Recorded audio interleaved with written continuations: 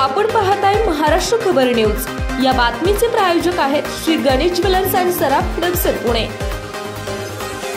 एका सेवानिवृत्त शिक्षकाने त्याच्या पत्नीची निर्घृण हत्या केली आहे। त्यांच्या लग्नाला 57 वर्ष झाली। इतक्या वर्षानंतर पत्नीने पतीला असं काही सांगितलं की त्याने तिचे 57 तुकडे केले। बिहारच्या अरवाल जिल्ह्यातील ही धक्कादायक घटना आहे। जमुहरी गावातील हे प्रकरण 76 वर्षीय सेवानिवृत्त शिक्षक बिरबल प्रसादची पत्नी सुमती सिन्हाची हत्या केली आहे। आरोपी बिरबलने कुटुंबातील इतर सदस्यांना खोलीत बंद करून हे कृत्य केल्याचं सांगितलं। दुपारी 1 वाजण्याच्या सुमारास मुलगा खासगी शाळेतून घरी आला असता घरामध्ये रक्त पाहून आरडाओरडा करू लागला। दरम्यान बिरबलने सून आणि नातवासह गावकऱ्यांना हातात धारदार शस्त्र घेऊन धमकावण्यास सुरुवात केली। या घटनेची माहिती मिळताच मेहंदिया पोलिसांनी घटनास्थळ गाठून मारेकराला अटक केली। पोलिसांनी घटनास्थळावरून धारदार शस्त्र जप्त केलं। या संदर्भात एसपी राजेंद्र कुमार भिल यांनी सांगितलं की सेवानिवृत्त शिक्षक बिरबल प्रसाद याला अटक करण्यात आली असून त्याने पत्नीचे 57 तुकडे केल्याचा दावा केलाय।